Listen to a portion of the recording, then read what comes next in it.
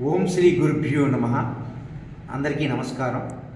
చాలామంది చిన్నారులు నాకు పర్సనల్గా ఫోన్ చేసి certificate course, diploma course exams వస్తున్నాయి, శ్లోకాలు బాగా కష్టంగా ఉన్నాయి, వివరించండి గురువు గారు అని అడుగుతూ ఉన్నారు.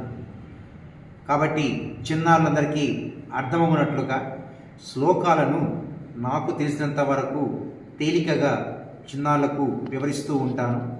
కాబట్టి చిన్నారులందరూ ఈ వీడియోస్ని అనుసరించవలసిందిగా కోరుకుంటున్నాను. ముందుగా నాట్యం, నృత్యం, లాస్యం, తాండవం అనే వాటి గురించి మీ ముందు వివరిస్తాను.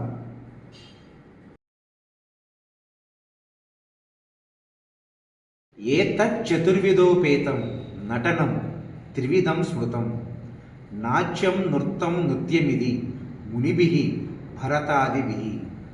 నాట్యం తన్నాటకం చైవ పూజ్యం పూర్వకథాయుతం భావావినయహీనంతు నృత్తమిత్యభిధీయతే రసభావ వ్యంజనాదియుక్తం నృత్యమితీర్యతే. ఏతత్రయం ద్విధా భిన్నం లాస్య తాండవ సౌజ్ఞకం సుకుమారంతు తల్లాస్యం ఉద్ధతం తాండవం విదుః. నాట్యము, నృత్యము అంటే ఏంటో వాటి గురించి తెలుసుకుందాం. ఏతచ్చతుర్విధోపేతం నటనం త్రివిధం స్మృతం. ఏతచ్చతుర్విధోపేతం, చతుర్విధోపేతము అంటే ఆంగికము, వాచికము, ఆహార్యము, సాత్వికము, ఈ 4 అభినయాలని చతుర్విధాభినయాలు అని అంటారు. ఏతత్ చతుర్విధోపేతం అంటే ఈ 4 అభినయాలతో కూడినటువంటి నటనం అంటే అభినయాన్ని, నటనని త్రివిధం స్మృతం 3 రకాలుగా విభజించారు. చతుర్విధాభినయాలతో కూడినటువంటి నటనను 3 రకాలుగా విభజించారు. అది ఎలా విభజించారో చూద్దాం. నాట్యం నృత్యం నృత్యమిది మునిభిః భరతాదిభిః. నాట్యము, నృత్యం, నృత్యమిది అంటే ఈ విధంగా మునిభిః భరతాదిభిః గొప్ప గొప్ప మునులు, ముఖ్యంగా భరతాదిభిః నాట్య శాస్త్రాన్ని రచించినటువంటి భరతుడు ఈ విధమైనటువంటి సూత్రాన్ని చెప్పాడు. చతుర్విధాభినయాలతో కూడినటువంటి నటనముని 3 రకాలుగా విభజించి ఆ 3టికి నాట్యము, నృత్యము అని పేర్లు పెట్టడం జరిగింది. అసలు నాట్యము అంటే ఏంటి తెలుసుకుందాం. నాట్యం తన్నాటకం చైవ పూజ్యం పూర్వకథాయుతం. నాట్యం తన్నాటకం చైవ అంటే తన్నాటకం అంటే నాటకంలాగా ఉండాలి. నాట్యం తన్నాటకం చైవ. నాటకం అంటే మనకు తెలుసు, ఒక డ్రామా అంటే ఒక స్టోరీ ఉంటుంది, కొన్ని క్యారెక్టర్స్ ఉంటాయి, కొన్ని సంభాషణలు ఉంటాయి, పద్యాలు ఉంటాయి, శ్లోకాలు ఉంటాయి, ఇట్లా ఒక నాటకం ఉంటుంది కదా. ఆ నాటకంలాగా ఉండాలంట. నాట్యం అంటే తప్పనిసరిగా నాటకం ఉండాలి.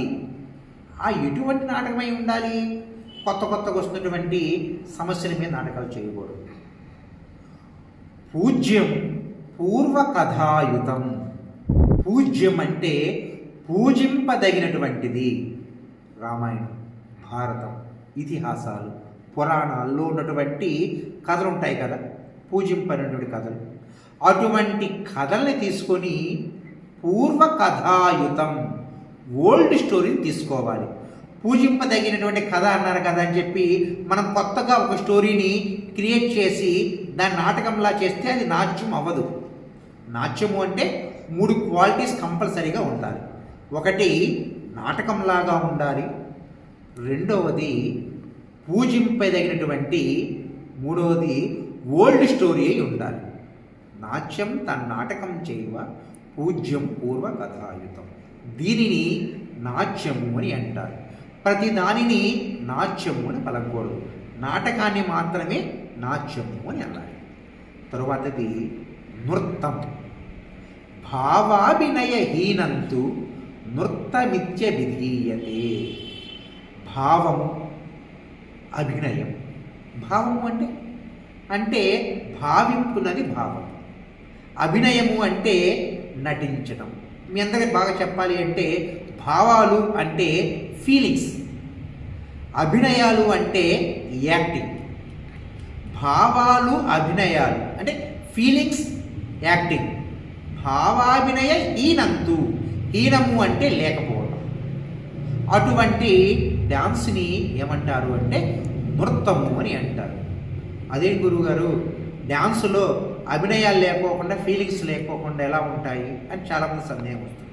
ఇప్పుడు అడవులు, జతులు, జతీస్వరాలు, తిల్లాన, స్వరజతులు వంటి అంశాలు ప్రదర్శించినప్పుడు నృత్త ప్రాధాన్యం ఎక్కువగా ఉంది. అంటే హస్తములు, హ్యాండ్స్, పాదాలు అంటే లెగ్స్, వీటి యొక్క ప్రాధాన్యత ఎక్కువ ఉంటుంది. అంతేగాని మన యొక్క ఫీలింగ్స్ని, మనకి యాక్టింగ్కి ప్రాధాన్యత ఉండదు. దీనిని నృత్తం అని అంటారు. మరొకసారి చెప్తున్నాను.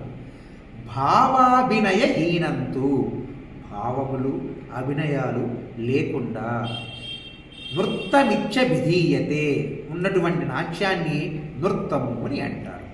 ఇక మూడవది నృత్యం. నృత్యం గురించి తెలుసుకుందాం.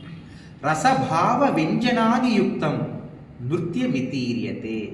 అంటే ఏది యాక్టింగ్, ఏది ఫీలింగ్ అన్న విషయం తెలియకూడదు ఆడియన్కి. రసము, భావము, నాట్యము కలసిపోయినటువంటి దానిని నృత్యము అని అంటారు. అంటే ఒక డాన్స్ చేస్తున్నప్పుడు హ్యాండ్ మూమెంట్ ఉండాలి, లెగ్ మూమెంట్ ఉండాలి, ఎక్స్ప్రెషన్స్ ఉండాలి, ఫీలింగ్స్ ఉండాలి. మనందరికీ బాగా తెలుసు అన్నమాచార్య కీర్తనలు, రామదాసు కీర్తనలు, త్యాగరాజ కీర్తనలు, శబ్దాలు, తరువాత తరంగాలు, పదాలు, జావలీలు, ఈ ప్రదర్శించేటటువంటి అంశాలన్నీ నృత్య పద్ధతి కిందకి వస్తాయి. ఇక ఈ మూడు, ఏ మూడు? నాట్యము, నృత్తము, నృత్యము. ఈ మూడిటిని మరలా రెండు విధాలుగా విభజించడం జరిగింది. ఏతత్రయం ద్విధా భిన్నం. ఏతత్రయం అంటే ఈ మూడు, ద్విధా భిన్నం రెండు రకాలుగా విభజించారు. నాట్యాన్ని, నృత్యాన్ని, నృత్యాన్ని రెండు రకాలుగా విభజించారు. ఎలా విభజించారు అంటే లాస్య తాండవ సంజ్ఞకం. ఒక భాగం పేరు లాస్యము, రెండో భాగం పేరు తాండవం. ఏతత్రయం ద్విధా భిన్నం లాస్య తాండవ సంజ్ఞకం. అసలు లాస్యం అంటే ఏంటి, తాండవం అంటే ఏంటి అంటే సుకుమారంతు తల్లాస్యం. అంటే సుకుమారంగా, వయ్యారంగా, అందంగా చేసేటువంటి నాట్యాన్ని లాస్యము అని అంటారు. అంత మాత్రాన చేతులు చాపుకోవడం ఇలా చేయకూడదు. హ్యాండ్ మూమెంట్ ఉంటాయి, లెగ్ మూమెంట్ ఉంది. బాడీలో వయ్యారంగా చేసేటటువంటి, సుకుమారంగా చేసేటువంటి నాట్యాన్ని లాస్యము అని, ఉద్ధృతంగా అంటే జంప్ చేసి, ఎగిరి, కాలు గట్టిగా కొట్టి ఇలా చేస్తూ అలా చేస్తూ ఉంటే దాన్ని తాండవము అని అంటారు. మనందరికీ తెలుసు లాస్యము అంటే పార్వతీదేవి మనకు గుర్తొస్తుంది. లాస్యానికి ప్రతీక పార్వతీదేవి. పార్వతీదేవి వయ్యారంగా చేస్తూ ఉంటుంది, పరమేశ్వరుడు ఉగ్రరూపంతో చేస్తాడు. అందువల్ల లాస్యానికి అధిదేవత పార్వతీదేవి అయితే తాండవానికి అధిదేవుడు పరమేశ్వరుడు అయినాడు. అంటే ఇది బట్టి ఏమర్థమైంది? నాట్యము రెండు రకాలు. ఒకటి లాస్య నాట్యం, తాండవ నాట్యం. నృత్యం రెండు రకాలు, లాస్య నృత్యం, తాండవ నృత్యం. నృత్యం రెండు రకాలు, లాస్య నృత్యం, తాండవ నృత్యం అని భరతుడు నాట్యశాస్త్రంలో ఈ విధంగా నాట్య నృత్యాల గురించి వివరించడం జరిగింది.